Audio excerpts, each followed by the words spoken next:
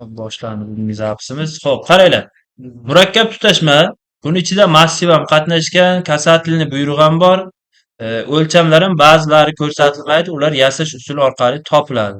Bunda eng katta o'lchamlarimiz bo'yicha aylanalarni chizib olamiz. Birinchi plus nimani chizib olishim kerak. Demak, 234 ga 234 qilib plus yasab olaman.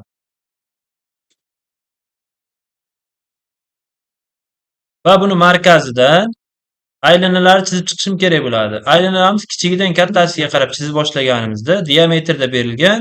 Xo'p, kichkinasi 68 yarimi 34 ga teng. Keyingi aylanamiz 92 ni yarimi 46 ga teng. Radiusni ishlatganim uchun birdan radius kirityapman. Yarimini olib. Keyingisi 170 yarimi nechi bo'ladi? 85. Keyingisi 112 radiusni o'zi berilgan. 112 va massiv yordamida bajarishim kerak. Mana video dars yozyapman deb boya tushuntirdim. Tinchlanib tursalar og'izlaring qo'shilmaydi dedim. Malades Shohsulton. Endi kichkina aylanalar 12 ta bor. 12 tasi ikkinchi aylanadan chizilgan. Radiusi 5, diametri 10 berilgan. Xo'p, bunda bitta 5 aylana chizib olaman va buni massiv orqali ko'paytiramiz. Massiv qanday ketma-ketlikda ishlashi? Xo'p, izminitni ichida massiv buyrug'i bor. Bundan krugovoy massivga o'tkazib, center ukazat, center massiva bosamiz va umumiy aylanani qaysi aylana bo'yicha ko'payish kerak bo'lsa, o'rta markazni tanlab, oyna qayta ochiladi. Nimani ko'paytirishimiz bo'yicha bir obyektni tanlaymiz va kichkina aylanani tanlab enter tugmasini bosib, chislo elementiga soni kiritilib OK bosiladi. Ko'paydi bu. Endi buni variant tagida chiziqchalar bor. Bularning o'lchami keyingi aylanagacha bo'lgani va orasi 5 mm dan bo'lishi kerak. Demak, mana buni orasiga kesma chizib olaman. Bittasiga yasab olib, qolganiga ko'paytiramiz. Kesmani chizdim va buni endi chapga o'ngga ko'paytirishim kerak. Izminit ichida kopirovat bor. Ixtiyoriy ekranni joyiga bosib, chap tomonga 2,5 enter, o'ng tomonga ham 2,5 enter. Bunda faqatgina variantda xatolik bo'ladi. Nima xato? Misol uchun mana bular yetmadi aylanaga. Yetkazish uchun izminitni ichida udilnit buyrug'i bor. Udilnit yordamida ulab olsak bo'ladi. Udilnitni bir marta bosib, faol holatga o'tish uchun enterni bosaman. Va sichqonchaning chap tugmasi yordamida ustiga bosadigan bo'lsam, ulab beradi keyingi chiziqqa. Xuddi shunday tagi ham yetmagan. Tagini ham ulaymiz. Va bu chiziqlarni ham endi massiv orqali ko'paytirib boraman. Massiv yana takror bo'ladi sizlar uchun. Massiv tanlanadi. Hop, center krugovoyga center bo'yicha umumiy markazni ko'rsataman va obyekt nimani ko'paytirishim kerak? Mana bu ikkita belgilangan tayoqchani. Agar sizda ikkalasini birga belgilanmasa, shiftni bosib turib chap tugma bilan belgilasangiz, ikkalasini ham tanlaydi. Va enter tugmasi 12 taligi kerak. OK tugma bilan ko'paytirib boramiz. Bularni abrizat yordamida kesib chiqamiz. Izminitni ichida ham bor. Men ekranga chiqarganim uchun ekrandan olib ketdim. Bu holatda kesamiz. Hammasini bittalab kesib chiqishga to'g'ri keladi. Sababi massivga bittasiga berganingiz bilan ikkinchi chiziq yopib tashlaydi bunda. Hop.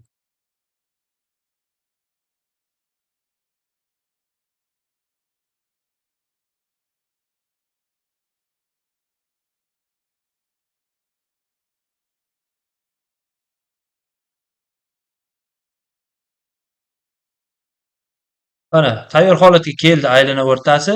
Buni tepa past qoldi. Demak, 170 ni yarmini 85 qilib chizgan markazimdan aylana chizaman. Radiusi hop 10 bo'lgan mana 3 tesh 20 radius berilgan. 3 ta degani mana bu kichkina, bu yon tarafdagi kichkina va tepadagi kichkinalarning markazi teng degan ma'noda kelyapti.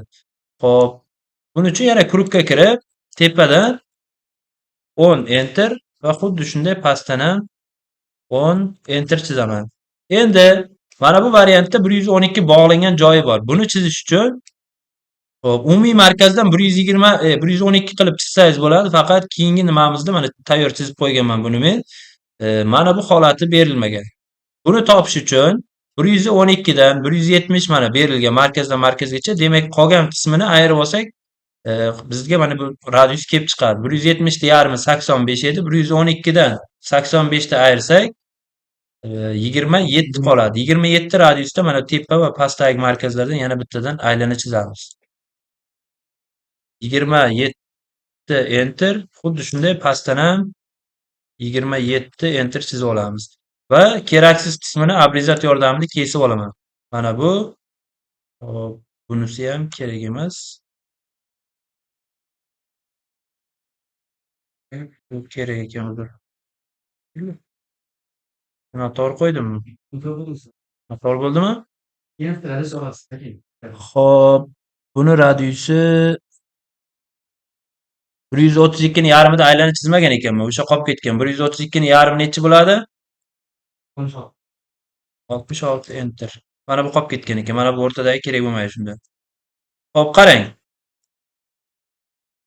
Bu joyda mana bu aylana kelib bunga kesishib ketgan. Bunda ham xuddi shunday kesishgan, faqat buni o'chirgan. Radiusi bor 16 variantda mana bu joyda bunga kelib ulanib ketgan joyda radius 16 da o'tgan. Buni yasash uchun chercheniyadan kurukka kiramiz va shu yerda ikki tochka kasaniya degan buyruq bor. Bir marta bosamiz va aylana bilan katta aylana, qaysi aylana bilan urinish kerak? Keyingi aylanani tanlayman va radius variantda berilgan 16 ni tersam aylana chizib beradi. O'sha joylarni keyin keraksiz qismlarini o'chirib tashlasak, bizga variant holatiga o'tadi bular chizmamiz. Mana bu holat, mana tepa holat bajarildi. Endi shuni teskarisiga ham bajarib qo'ysak bo'ldi. Mana bu joyiga ham o'sha 16 ni qayta bajaramiz. Kurukka kiramiz. Endi men bu ekrandan bajarib ketyapman. Kuruk, o'ng tugma, kasatilni radius. Ikkita obyektni tanlab 16 enter bossak mana aylana chizib beryapti. Va shu joyda abrizat bilan yana kesamiz. Mana bu holat qoldi. Mana ichkariga ketgan aylanani o'chirib chiqsam, variant tepa past to'g'ri keldi. Endi mana bu chap tomonni bajarishimiz kerak. Bunda markazdan mana umumiy markazdan 112 uzoqlikda buni bergan. Demak, bu masofamiz 112. Variant bunda xato bo'lgan. E'tibor qiling. Nima xato bo'lgan?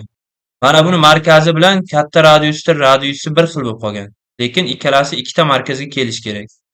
Mana bu 112 dan ko'ra kattaroq bo'lishi kerak ekan. Shunda 28 bo'lsa, xo'p, tepasi 26. 28 ga 26. Xo'p, 28 bu tarafda 28 menimcha butun tegadi shunga. 28 ni o'zini olamiz. Demak, 112 ga 28 ni qo'shsak necha bo'ladi? 140 markazdan o'tkazib olish kerak. Bunda variant, ba'zi variantlar shunday xatochilik ketgan bo'lishi mumkin. Bu juda ham bir yomon narsa emas, lekin tozalab ketishga salgina tushuncha bo'lishi kerak bo'ldi. Demak, buni markazda 10 aylana bor. Mana bu joyi necha buranish kerak? Variantda berilgan 26 radiusda keyingi katta aylanaga ulanish kerak. Yana kurukka kirib, kasatilni radius. Bu bilan buni tanlayman. 26 enter mana. Va abrizat bilan keraksiz qismlarni kesib tashlasak, ulab beradi. Xuddi shunday. Ya'ni kasatilni radiusni men ekranda ishlab ketyapman. Agar uchinchi menyulardan ishlamoqchi bo'lsangiz, chercheniya, kuruk, shu yerda ikki tochka kasaniya radius deb yozib qo'ydik. Bosamiz va ikkita obyektni tanlab 26 enter bossangiz bo'ldi mana. Abrizat bilan kesyapman. Ichkarisini ham kesib olib tashlayman mana. Variant soz holatga keldi, faqat o'lchamlari qo'yilmagan va qalinliklar bajarilmagan. Chiziq turlariga ham hech qanaqa ishlov berilmadi. Umumiy tanlayman. Chiziq turini qalinligini 0.80 qilib belgilab olaman. Bunda ingichka bo'lishi kerak bo'lgan chiziqlarni keyin qayta ingichkalashtirib chiqaman, chunki obyekt ko'proq menda qalin bo'lishi kerak. Shuning hisobiga umumiy belgilab oldim. Yana qaysilar ingichka bo'lishi kerak? Demak, bu qoldi, bu ketadi. Mana bu ingichkalikka o'tadi. Deyarli bu o'chib ham ketgan. Bu yo'q bizda. Bo'ldimi? Qayeri qoldi? Qalinlik bo'yicha deyarli hammasi bo'ldi. Faqat o'lchamlari sozlash kerak va qo'yib chiqish kerak. Bu unchalik qiyin ish emas. O'lcham sozlashdi, qo'yishdi. Mana bu yerda bitta qalin chiziq qolib ketgan. Buni ham o'chiraman. O'rta markazdagi chiziqqa tur berib qo'yasizlar, bir nuqtalik.